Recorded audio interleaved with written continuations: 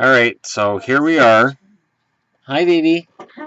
You getting changed? I was planning on it, but I Oh, won't. okay. View counts could go through the roof. Yeah, we don't need to have that kind of video. Take that page from WWE. So yeah, the Edmonton Oilers just got themselves a spot in the playoffs for the first time since 2006. Anybody who's watched this channel for any period of time knows this is the Taylor Hall jersey. And I say right now, the Taylor Hall trade was the first step to getting the Edmonton Oilers back to the playoffs. I said before the season, you trade Taylor Hall out, you bring Adam Larson in, you strengthen your top four and your blue line. You have to have that if you're going to make the playoffs. You bring in Milan Lucic, who essentially replaces Taylor Hall as a free agent. You didn't trade anything to get him. And you've added two players for the price of one. Everybody went nuts. I was told I was wrong. That's not how it works. My math is off. I'm pretty sure they didn't give anybody up for Lucic, but all right. And then, of course, the argument becomes, well, Lucic didn't make a big difference. Well, neither did Taylor Hall.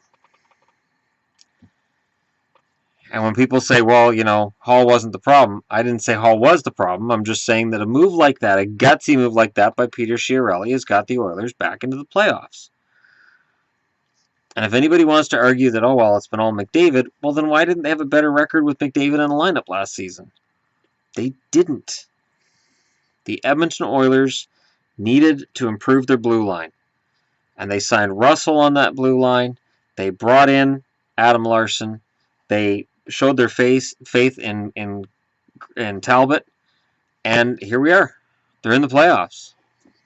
And I think the funny part, too, is when you see a team make the playoffs, and they do it by bucking trends, by going against all of the new wisdom of all the young kids. And they say, all right, well, we're just going to go straight regular hockey scouting and what we view as being important, goals and assists. People say, oh, they're putting their team together wrong. And then the funny part, too, is people saying, well, without McDavid, they're nowhere. You're right. Connor McDavid is the Hart Trophy winner this year. I have no doubt in my mind that Connor McDavid's going to win the Hart Trophy because the Oilers are in the playoffs. But it doesn't matter that Connor McDavid's the Hart Trophy winner because the Edmonton Oilers are in the playoffs. You have to make the playoffs.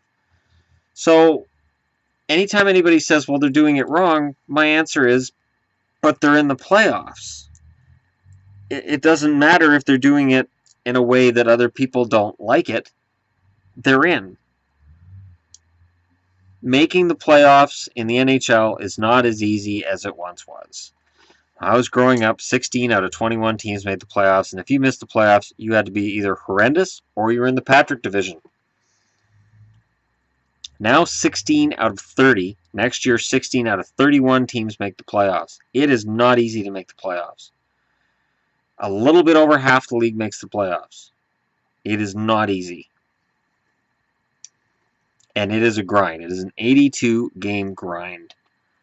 And if you get down in October or November, it is really hard to dig your way out of it.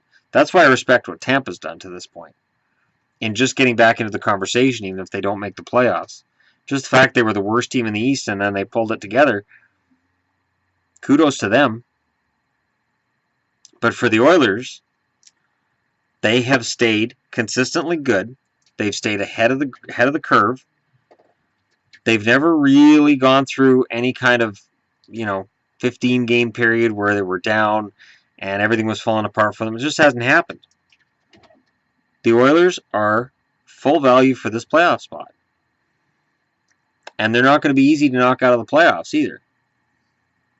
Not when you got a Connor McDavid. When you've got the best player on the ice, that says something. And for Edmonton right now, they have one of the best players in the league. And I say one of only because Sidney Crosby is still playing hockey. Once Sidney Crosby has decided to hang up his skates, or as soon as next year, if Connor McDavid does one of these trajectories in his third year, which is quite possible, McDavid will be the best player in the league. Bar none. But Draisaitl's been fantastic. Patrick Maroon at times this year has been fantastic. Lucic has performed. Eberle has performed. Nugent Hopkins, while disappointing compared to where he was supposed to be when he was drafted number 1 overall, has been very competent in his role. Clefbaum's been fantastic. That whole blue line has been much better than what it was written off as at the start of the year. Edmonton is a good team. And this is only the start. And I say that as a guy who's not an Edmonton fan. Never really been an Edmonton fan. When I was a little kid, and as a little kid, you're going to cheer for the teams you see on Hockey Night in Canada. My favorite team was Vancouver. Number 2 would have been Calgary. Number 3 would have been Montreal. And I guess, no, Quebec would have been up there. That would have been number 4. I'm just saying as a little kid. And then, yeah, though the Jets were ahead of the Oilers too. The Oilers were never one of my favorite teams. Just didn't happen. I probably put them ahead of the Leafs though, because the Leafs were pretty lousy at a lot of those points during the early and mid '80s. But it's an interesting change to the standings, because what they're pointing out here is that because of that win tonight, the Oilers right now are number 2 in that division. They're going to be 2 points behind Anaheim because Anaheim's beating the hell out of Vancouver. Vancouver's not coming back and winning that. So I've already on the board here got points up for Anaheim. But for Edmonton to be in the conversation for first place in their division is remarkable. And you can say, well, they've had an easier schedule. You can make whatever excuse you want. The Oilers have had a very good season. No matter what way you cut it, it's been a good season for them. They've had 37 regulation or overtime wins. And that is more than the Kings. It's more than Winnipeg. It's more than Dallas. It's way more than Vancouver. There's no team behind them that has more regulation or overtime wins. Actually, with tonight's win, they have 38, which ties them with Anaheim. Anaheim also has 38, which will soon be 39. Thanks to the Vancouver Canucks. And now Edmonton can really control their destiny from here. They could win that division. They absolutely could win that division. Kings team came in desperate tonight. Couldn't stop the Oilers. It's just what happens now. And because the Oilers have been where they've been pretty much from the start of the year, them clinching a playoff spot is sort of, oh, okay, the Oilers are in. But I remember the last time the Oilers were in. And that was back in the days of Chris Pronger.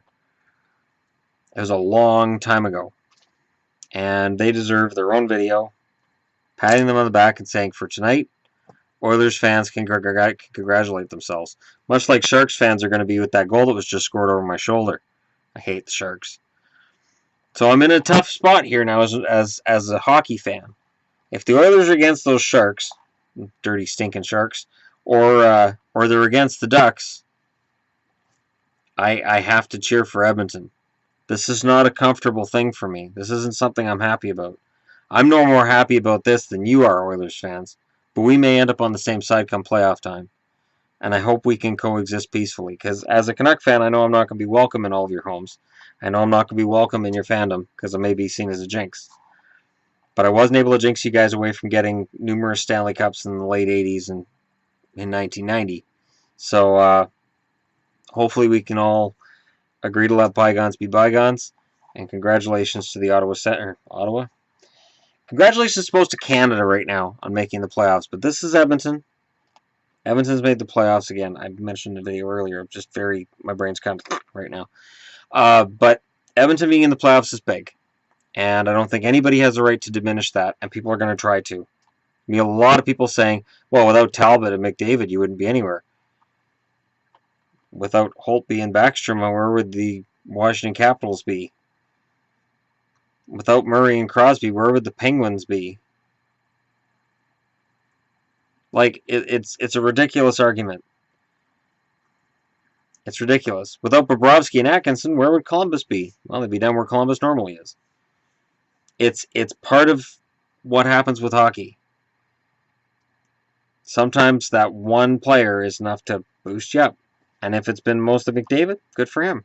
I've watched Oilers games. It's not all McDavid. But if people want to say that and feel better about themselves, that's up to them. But it is not all McDavid. And I am not an Oilers fan. I don't have a dog in this fight. I watch their games, and it's just McDavid's line sets the table for the other lines. And Draisaitl is a damn good player, and they've always had a good second line behind them. They have a good team. And come playoff time, people are going to realize that. And the playoffs are on tap pretty quick here. So thank you very much for watching. Don't forget to hit like and subscribe if you're browsing your way through. And if you're an Oilers fan tonight, you can celebrate. If you're close enough, you could come over and help me finish off that bottle of Crown, but I kind of have stuff to do tomorrow, so I probably shouldn't do that. I don't think any Oilers fans are going to take me up on it anyways, are you?